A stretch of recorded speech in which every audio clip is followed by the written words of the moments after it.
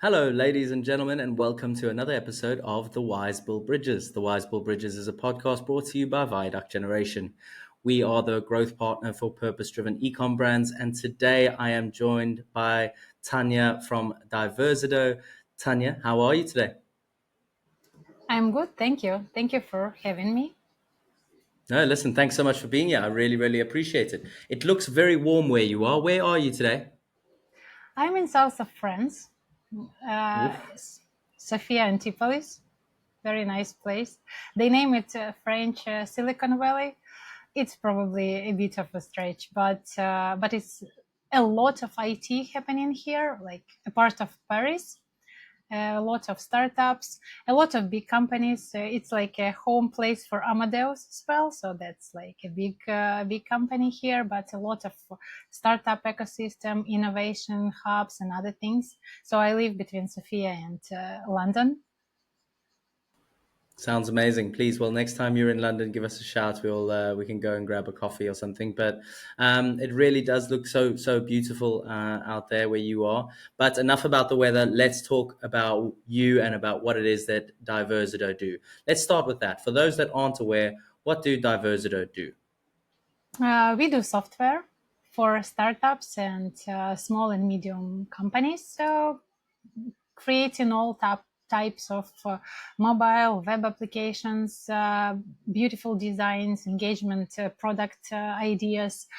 We are focused mostly in IoT, health tech, and ed tech areas, but not limited to that.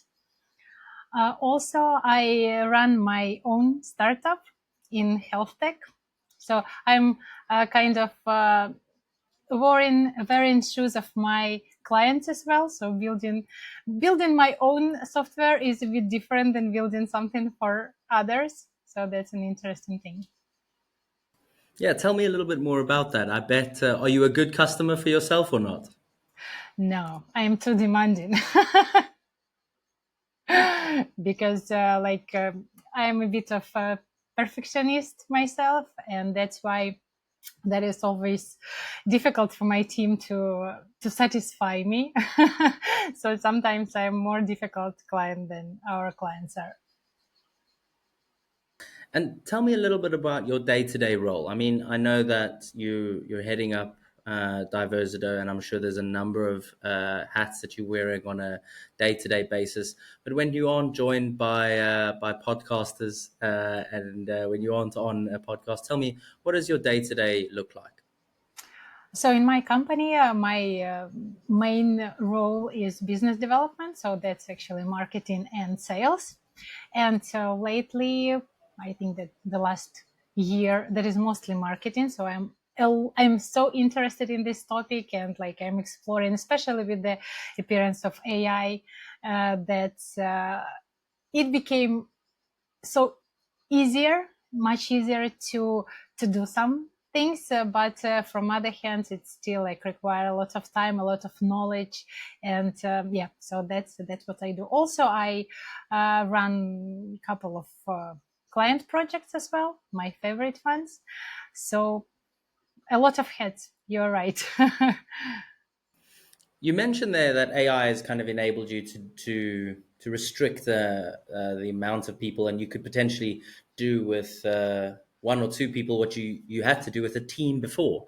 What are some tasks that you've completely let go of and kind of let AI just do most of the heavy lifting? But what things are you doing kind of more manually still?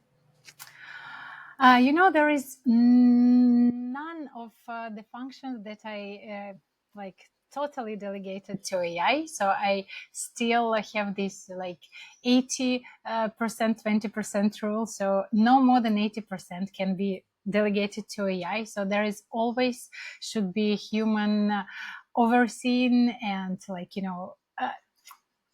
AI is good for shaping the idea, but generating the idea and implementing it, it's at least for now, I do not see it possible. So there is still human. They need to tell AI what to do, and they need to check the results, polish it, make it sound as us, make it do exactly what it's supposed to do.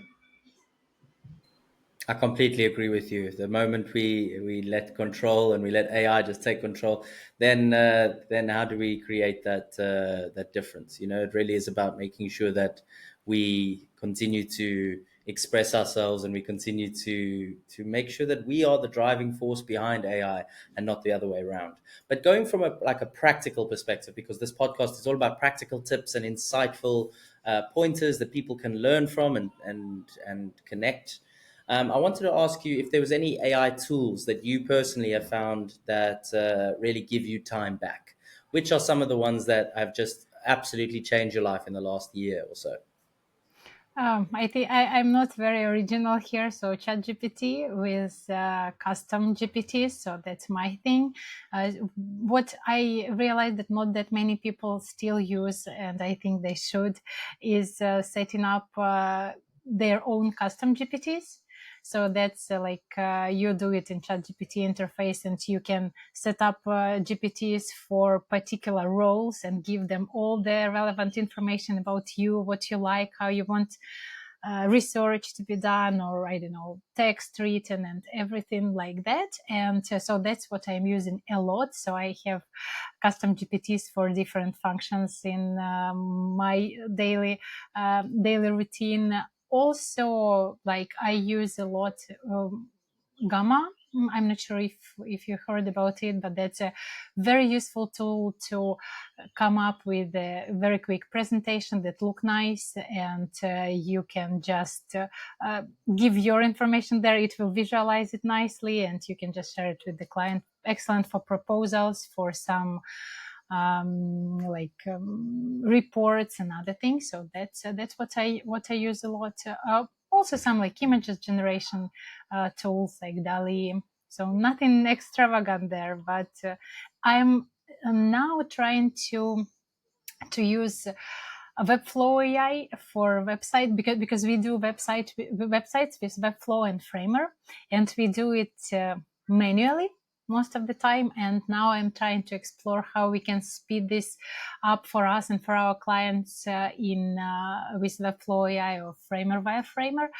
We recorded the video about it. It's the results are still not great, so I think that it would not be possible to go without manual interaction from the designers, especially. But I think that probably the further like new pages creation, so that would be a good tool.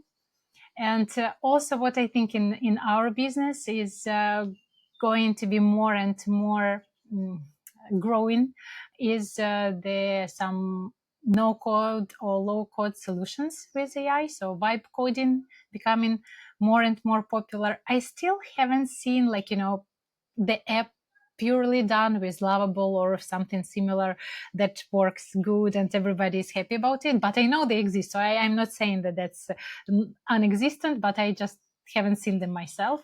So I think that so I'm starting to look into them and try to get a little knowledge in this area, giving these tasks to my developers as well.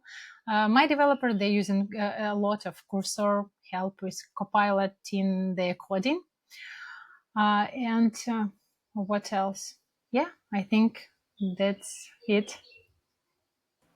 That's really useful. I am what I would consider a vibe coder with absolutely zero coding experience and extravagant ideas.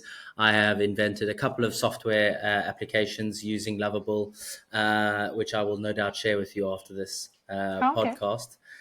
One of them is that I've just used in and around my family, like as a bit of a joke, which was fun. And one of them I've actually used in my own life as a way to moderate like alcohol consumption. It's something that I personally am trying to kind of veer away from, but I'm trying to find space in the Duray who has a couple of beers, or as opposed to just being like completely stop drinking forever and ever, you know? So I've actually built an app to kind of moderate my alcohol allowance, and I've called it alcohol allowance, which I'll share with you afterwards. I guess, Okay. I guess, I get, correct me if I'm wrong, but I'm imagining people are coming to you with this now and say, "Hey, Tanya, look what I've built. These are the challenges I have. Can you make it a real thing? Like, can you turn it into a real boy Pinocchio vibes?" whereas previously they'd come to you with like a bullet point list. So, am I right? Firstly, am I right? Is that the way that people are now engaging with you? And two, if so, how has that changed your kind of the process upon at least the initial impact or initial start of projects? You're right. So sometimes now people come and say, okay, so I made this with Lovable, but it's like not working exactly as I want. And it's like, it needs to be turned to something more scalable, secure, and other things. But also they expect sometimes people still come with us to us with the bullet points, but they expect us to make something super fast, super cheap, and just to have the prototype or proof of concept like in a couple of weeks rather than a couple of months as it used to be before, which is also interesting task, and that's what I feel a very, very big potential for AI, because I mean that, to build a big, scalable, secure solution with the complex backend and complex logic, I think it's still too early, probably somewhere in the future. But to build the little MVP or prototype, that's perfect. So that is something that we are embracing very quickly. So there are some tools, not fully AI, so we are using, because with AI it's a bit so it's cool to experiment so for example, for my startup I will be experimenting more, but with our clients, we want to deliver them some quality standards, and predictable results. So that's why we are using like some semi AI solution. So it still has a lot of manual work to make sure that everything is everything is organized and good quality, and we will not have any issues after that. But we are going to this way. So that is changing our industry a lot. I am not afraid of it. I mean that I hear a lot around like AI is taking our jobs and other similar concerns. I am not concerned. I mean that AI is definitely not taking my job. I think that it just makes me more efficient, and the same with like my team. So we need to adapt for sure. Everybody does, but it will probably replace people who don't want to change their ways and want to keep their job the same as it used to be 10 years ago. So probably, yes, in this case, they will not survive long. But if you're open-minded, if you're ready to try something new, you will just become more powerful. So you will become more valuable. So I don't think that AI will take our jobs. Yeah, absolutely. I think in the marketing world as well, everyone's concerned. And I think you put it right. AI is not coming to take your job, but the person that adapts to AI is going to take your job. Let's talk a little bit about customer acquisition, because you mentioned that you were mostly focusing on the business development side. You manage a couple of projects that you really love from clients that no doubt you're keen to support on. But a lot of your job, your day to day is in that sales and marketing functions. And a lot of people who listen to this are sales leaders, marketeers, and business developers. So we're here to spread insightful knowledge and to pass on the things that have worked. Tell me a little bit about your focus on acquisition, and what strategies have you implemented that you've seen great success with over the last few years? Majority of our new clients are still coming from the recommendations, so that's that's not that much in marketing effort, but rather doing a good job and having the happy clients who recommend us to their friends or come back to us with their new projects or some additional things for the existing ones. But from the new clients from the marketing or sales channel. So what I see that, and the lesson that I learned, that we should have started to invest in marketing earlier, because first years we were focusing mostly on outbound sales and trying to find the hot leads out there instead of generating demand, instead of making people know about us. Also, from what I see, and that what works for me, the personal brand it's more powerful marketing than approach rather than brand, trying to build brand awareness, because people buy from people, and if people are much more engaging with the content that comes from myself, where I share in my ideas, my experience, rather than the company website or a company LinkedIn or any other social media. So that's what I think that I would recommend to anyone, is to try to build awareness, try to build their personal brands, founder brands, as soon as you found the business. You need to do it, maybe baby steps, but still. Also, what I would recommend, to work with good people. And if you do not see results, especially when it comes to marketing, when it's like very measurable, so there are a lot of metrics you can take. You should put some measurable goals and track how they are being achieved. And if you see the constant not achieving the goals, so probably you would, and you're trying to address it and nothing changes, so you shouldn't stay too long with this marketing agency or whoever you're working with, because that means that you probably have a different approach, different expectations. So better find the right one and work with them, rather than postpone this decision and like, okay, because I made this mistake, so I worked with the agency, they didn't deliver the result I wanted, but I thought, okay, but they know me, they know my business, and maybe the next month or the next quarter, and there is always something that could probably explain the thing, but no, usually you just better change and find somebody who has who will make this happen. Yep, that's my observations and my ideas on this. I think you're absolutely right. I think particularly in like service-based businesses, having that kind of founder-led marketing and leaning on your personal brand as a bit of a growth lever is really a smart move. You mentioned there that kind of building your personal brand, you wish you did it a little bit earlier, and that kind of far superior to a lot of the agency support that you actually bought into from a marketing perspective.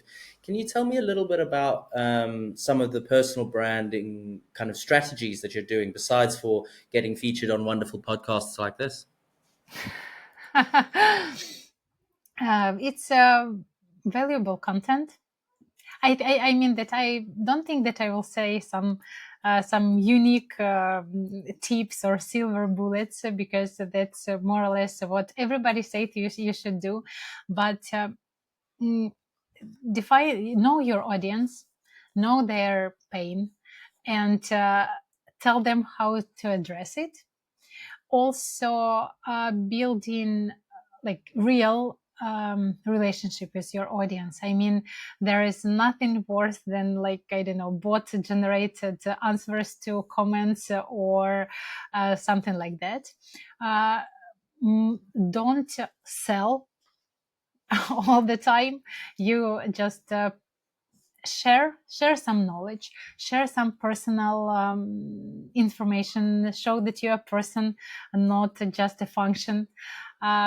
Also, consistency, that's very important. That also what I realized, that better to have like 3 posts per week than, like, 7 one week and nothing the next one. So I am personally a very energy dependent person. So when I'm like on my energy peak, I can do a lot. I record videos, I comment, I post and do everything. But then, it follows with the low energy. So probably if you are this type of person, you just prepare for it. So have some content stored for the future and schedule the posts or something similar if you're if you know that you will have this low energy moment. Yeah, and I think that what is also very important is to be genuine. I mean, not try to copy some other style, but try to find your own. And that's what I'm trying to do now.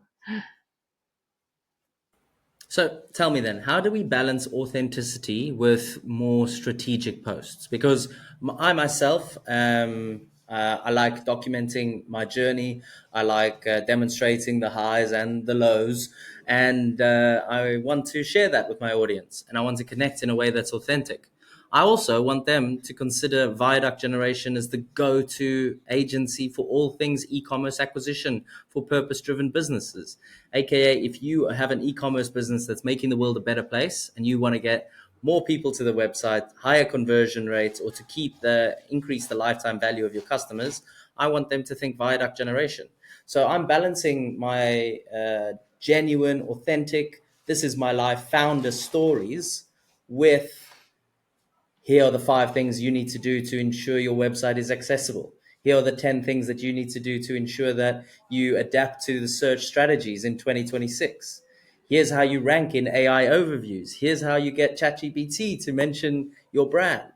But sometimes I'm at a miss to focus on how much like founder led stories. Hey, this is a picture of me playing cricket, or hey, this is me on my commute to work, or hey, this is a book I've read, versus here are the 5 strategies to AI overview visibility. How do you kind of balance that difference between strategic lead generation-y thought leadership versus true authenticity? Uh, what I think that even your strategic thoughts, they are still your thoughts. And that's important. I mean that you have your own vision, you have your own approach, and that's what makes you and your company yourself.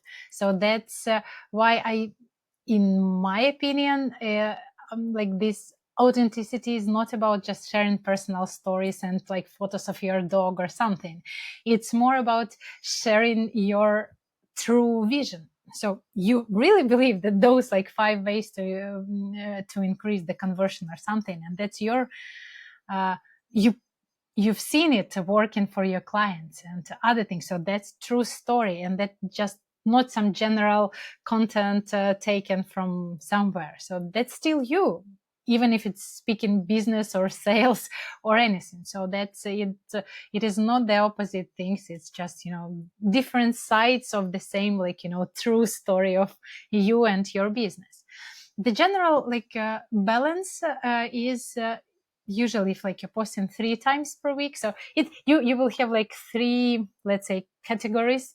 One is educational, useful, showing your experience and your thing that you can share with the other, and probably this goes to the category of your sales and lead generation type of posts.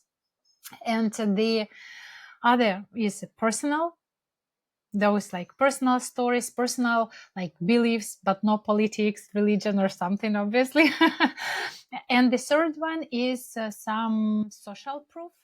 So stories of your clients, stories of people who you helped or who you talked to. So like, this seeing that all those ideas, they are not only on your head, but they are also working for other people as well. So that's like, if those 3 components are balanced in your feed, so then it will be good combination. Because if it will be too much of one of them, it will feel a bit weird, because it's like, anyway, it's not a personal blog, or I don't know, not an Instagram stories, but rather somehow related to business. So you should share some value that your business does to other businesses or to other business people who are, if we are talking about LinkedIn. But the same, if it's too much salesy things, it will it will feel not like a personal brand, but more like a company brand, and this personal connection will be lost. And I think that it would be too difficult to get that much social proof posts if the whole feed would contain of them. Yeah, that's really useful, balancing that as well. And I think that social proof is a good one as well. Like finding ways to demonstrate what you've done, but also being you. And I think also like doing it authentically, right? Phone in hand, walk and talk, founder led, me talking to the camera versus these like extravagant, well put together videos. They communicate a totally different message. And I think making sure that if you are trying to get something that really connects with the audience, doing it in that founder led approach that is more raw, authentic. And if a truck drives past while you're walking and talking, that's okay. That's real life. And I think that's really interesting. Okay, so let's rewind. Rewind all the way back to the start of your career when you were a bit younger, a bit more naive. You had lots to learn. You were full of energy. Yeah, you hadn't had any of the experience that you've now got. But if you were to whisper in your ear some of the wisdom that you have now, what would you whisper into your ear, let's say 10 years ago? Okay, that's good. 10 years ago, I have just founded Diversido. What I would whisper to myself? I would whisper that don't trust your partner. He will leave soon. I would say that start doing marketing right now. Don't wait until you have money, until you have time. Just start with that. Focus on that. Focus on recurrent revenue. That is the core and the soul of the business. All the projects that come and go, they do not bring that much value as loyal clients who stay with you all the time and who bring you even small but predictable amount. That for sure. I would say that find a new partner. It's a bit tough to do the business on your own. It's a bit lonely to be between clients and employees and having the responsibility for both of them. So partner with somebody. Um, don't take things too serious because clients people that's very important. That's like extremely valuable part of our life, but don't forget yourself, don't forget your family, your friends, because that's another part that is not less, probably even more important, but we have a tendency with all the responsibilities to forget to spend the quality time with our close ones. And I would remind me that that's important, and not only close ones, but ourselves as well. So because self-care, self-joy, and happiness is the ultimate goal why we are doing all those, and it's important to remember about it. I was actually going to ask you, why do you do what you do? I'm asking this question myself too. um, I like uh, I like running my own businesses because it gives me a freedom of choice, what to do, what to try. I am a very curious person in nature, and I am like very motivated by the new things, by the new ideas, and I have this opportunity to implement them, to try. Having freedom of choice doesn't mean more free time. To be honest, I think the opposite. but for me, it really worth it. Also, that's nice to be able to choose who you work with, both with the client and people. So I love my clients and I love my people, and that's because I choose ones I like. Um, Tell me a little bit about that. You've led the agency now for a number of years. You've chosen great people that you like to work with. Besides for getting like a good feeling or like a gut feeling, what are some of the big white flags that you look for when hiring? Mm, actually, you mentioned gut feeling, and that's what is the main criteria I am looking at when hiring, because I had a lot of cases when I hired person just because I like them, and probably if they were not that excellent at the technical skills that we were checking on during the interview, but I decided to give them a chance, and they never disappointed me. So those I would even say that those guys who I hired more like against the interview results, but because I trusted my intuition, they were one of the best hires ever.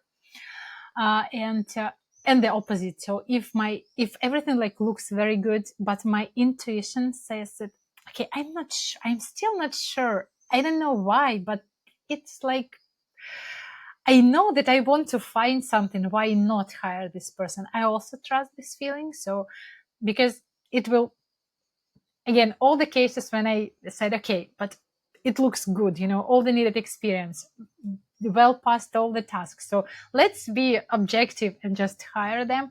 And it turned out to be some like still not cultural fit or something similar. And so my intuition is my primary primary thing. Apart from that, what we are looking for is people who share the same values as I share and as we share at the company. So I really like people who own their tasks. So the problem ownership is one of the important skills, soft skills that I'm looking for, because that's like, when you are trusted some part of the project, you should make sure that it's done, even if it's not depending on you, but you know somebody who should do it, but you feel the responsibilities. You go and you make it happen, rather than just pointing fingers and other things. So that is no go for sure. Positive and constructive attitude. So don't bring the problem, bring the solution, and I really believe in that. Also, we have this expression in Ukrainian, but I don't know the proper English translation, but that's more or less like the person who clearly speaks, they clearly think. So that's about people who can express themselves clearly, more likely to be to have more clear minds. So they will also produce, especially for the engineers, so that means that their architecture of their solutions will be better. Their approach will be simple and effective. So that's another thing that I'm paying attention during the interview. Also honesty, transparency. So I really like people who are straightforward and not trying to be sneaky and try to do multiple jobs at the same time, or being not 100% available for the client or something. So that is no go for us as well. Yep. So that's more or less in communication. It's part of what we are checking is because I personally believe that effective communication is the key for successful collaboration, because I've seen cases when people who did the excellent job, but were especially developers, they are not always too communicative types, but clients were still not satisfied because they didn't hear from them enough, or they were not sure what is happening there. And the opposite cases, even if we had some problem or bug in system, but we communicated it very clearly and we said, okay, we are on it, we are doing that, we are solving it. And so clients, they were, because these things happen to anybody, so they understood and they didn't have any problems with that. So I think that effective communication is also a very important skill that everybody should master, especially now. I think that's so interesting. I think effective communication, absolutely. We have it on our side as well. At Viaduct Generation, we are oftentimes the go-between the e-commerce entrepreneur, the techie developer, and the content creator, the creative content, and in between all three of those sits Viaduct, right? And enabling these brands to gain more visibility. We do need more cohesion and some more communication. You also mentioned something quite interesting earlier about self care and about ensuring that you kind of present as the best version of yourself, because I think that those two things are in some way interlinked. Because if I am not there for myself, and if I'm not at my best, then how can I expect to get the best from my developers or my writers or my PRs? You know, how can I truly expect to get the best from my account managers or my project managers? And I don't think you can. So when you aren't working on Diversito, when you are not helping your developers navigate a project, and when you are not speaking to clients, what do you do to make sure that you show up for yourself? And what self-care elements should all founders and marketeers be looking into? I think that I probably not the ideal in this, so I'm still trying to take better care of myself. But what I would recommend is to pause, not forget to pause, and I'm trying to have once per week 2 or 3 hours book this slot in my calendar. Don't check any work related communication, and just go to restaurant, nice cafe or something, take yourself a coffee, and just reflect what is happening, what are your thoughts about what, just probably offload these all the tasks that you're having, just write them down or something, but with pen and paper, or okay, some electronic devices allowed, but just if you use them as a notebook or something, and think, remember about your some goals or something that you want to achieve, and look at all those tasks, and if they are moving you closer to your goals or actually not. uh, Also, I would recommend to have the strategic planning for your life, not only for your work or your business, because sometimes we are like, every year we are planning what we are going to have in our company, setting some goals, checking the milestones and other things, but usually like our goals for our personal life, like starting and ending with new year resolutions, more or less. so so that's also important to have, like, maybe like as much in the future planning as possible. I mean that I'm more tactical person rather than strategic, so that's very difficult for me to see longer than 3 years, both in business and in my personal life. But at least try it 3 years. What do you want to achieve? And not only achieve in terms of achieving money, or I don't know, some assets or something, but also, like, do you want to stay healthy? Do you want to have a good relationship with those people? Do you want to have people to have relationship with, and all other things? And try to at least have some plan how you're going to achieve it, at least approximate, and check with this plan again, quarterly or whatever period works good for you. Also, what all we often forget to do is to prioritize some exercise. So I'm a lazy person as well. I hate gym and other things, but find what you do like, or at least don't hate, and try to be consistent with it as well. So when it get into the routine, it is done automatically already. So walking, exercise, and something we really need it, especially when we are getting older, that becomes more and more important. And sleep. It is something we always try to trade off those additional hours in day at the expense of our sleep, and that's not a very smart way to go. So we really need to do the opposite, because if you're had a good rest, if you that's the way to replenish the energy, and you can do more during the day, and you would not need those extra hours that you're you're not sleeping. So, but that's like easier to say than do. But yeah, but that's those are really important aspects. And also not sacrifice time with your family, with your friends, to your work, because it could at some moment you can regret it, especially if you have younger kids.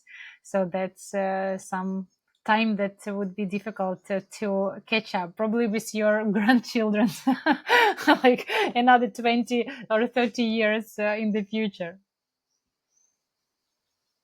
I feel like that's fantastic advice for all founders and marketeers who are busy doing 20,000 things, but to reflect, slow down, reflect on some of the things, to assess how you're going in your own life, and to build kind of between where you are now and where you want to get to, like habits and actions that you can implement. I think the key thing for me that I've realized is, say, taking these big grand goals of like, I want to lose weight, or I want to be healthier, or I want to be fitter, and actually be like, okay, what does that look like? And setting myself really strategic and attainable and measurable goals that I can either pass or fail. And it's okay if I just fail, and I just fail by a little bit. That's also not the end of the world, because at least I've attempted to get somewhere, and I'm certainly a lot closer to getting where I wanted to get to prior to that. So I think a lot of that is really good advice, and also to remember why we do this. The reason why we do this is for a lot of people because they want that extra freedom, and it is the freedom not to fill your diary with more stuff and to be more busy, but actually to utilize that freedom to the benefit of those that you care about, and to be more present. And I think a lot of your advice is incredibly valuable for founders. Let's get into a little bit more technical advice before I say goodbye. When do I want to move from my vibe coding, playing around on Lovable and AI agents and these kind of vibe coding platforms, and when do I want to speak to a company like Diversido?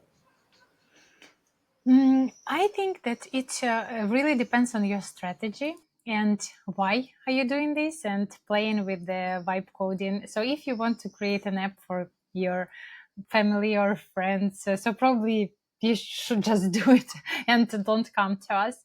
If you want to scale and if you want um, to get some new things, because what I realized that it's more or less easy to build some simple and small thing, but if you want to expand it and add new functionality, it's not always do like as you want it to do.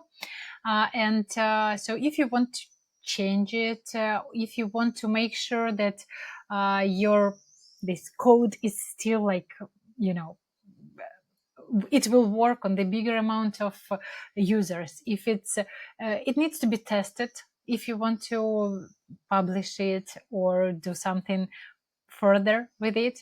So in this case, you can come again for to company like mine to do the code review, to suggest maybe some adjustments to make it more reliable, to do the proper testing, cross devices testing, or something similar. So that really depends on your solution. Or if you want to use it as a prototype and do more scalable things, what I see a lot in the startup. So now almost all startups, they want to integrate AI, and AI is not so good in integrating AI into their solution. So that's another thing that people often come to us. So even if they have, so what I can say that it's easy to do front end of the app, so the screens and other things. So it's easy, but it's also pretty easy to do with with us or with the similar company. But what is more difficult is more complex logic, like setting up the AI agent that is doing inside your app what you want to do, building the secure backend to make sure that everything is like HIPAA compliant if it's health care or GDPR or anything similar. So you need, before going to the public and making the app available to the wider audience, you just need to make sure that it's it's working properly. The same with the design. So from what I see from the AI generated solutions, they look okay. So I mean that they look decent, but some people, they want to make their apps like beautiful, and that's not always accessible with the AI tools. So that's another reason why people come to us. Okay, build that prototype, but I need it to be nice with like similar to this app or something like that. Okay, so if you want your app to be reliable, scalable, secure, then you go to a company like Diversido. But if you Eh, wanted to just be in your life, or you wanted to not be on the App Store, but you wanted to just be accessible to you and maybe five of the others, then don't worry about it, right? yeah. And tell me a little bit about what are the more interesting things that you're seeing coming out now? You mentioned there AI agents not so good at integrating AI, but with everyone wanting everything to be AI native these days, what do you envision is going to be swallowed up, or what do you think is going to take the biggest support from AI? I think that all the industries will have a lot of support from AI. I think that probably uh, very physical ones, like not digital solutions, they will be affected, but not that much. Like, I don't know, renovation, development, in terms of like physical building something, I don't know, the beauty industry, something that related to our bodies. I mean, it will still be affected. I mean that wellness, a lot of like the data processing, some recommendations, other things, but still, if you need to exercise, it needs to be done by you, not by the AI. Or some like similar offline experiences, I think that they will be affected not that much. But all the digital solutions, all the even the like anything that can be automated, and it was not automated before, it will be automated with the AI for sure in all the industries. Now, what I think will not so, because now a lot of companies, they are trying to build something purely on just on customizing the AI agent and making it their type of business. I think that this is probably not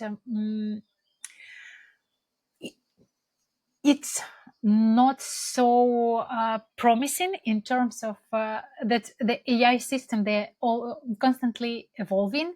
And for example, it doesn't make sense now to make, I don't know, the wellness coach based on the AI as a separate business, because you can just write the prompt to, I don't know, ChatGPT, act as wellness coach who, I don't know, follows this and that approach and give me the daily reminders or something, so that you need to add some additional value to the AI to make it like to make it qualify as a separate business. So that's what I think. But everything will be affected. So whatever you do now, just look look at the AI and how you can make it better with the AI.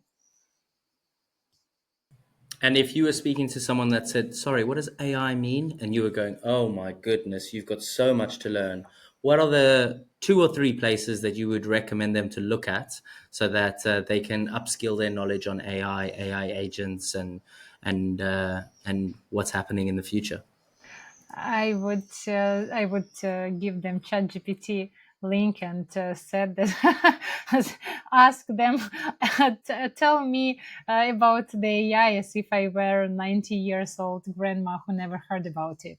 And start from there. I think that now even like even my 7 years old daughter using ChatGPT at the moment. So that is something that I'm sure people can manage to do. And starting from there, asking for the advice, like like you would ask your friend or somebody.